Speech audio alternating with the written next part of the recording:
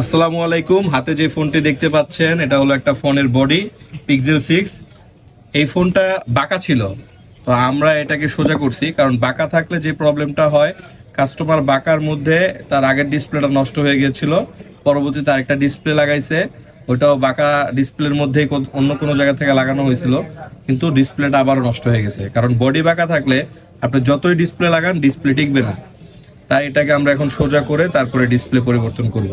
তো আপনাদের যাদের ফোন এরকম বাঁকা হয়ে গেছে তারা এখানে সেখানে না ঘুরে চলে আসতে পারেন মোবাইল ক্লিনিকে।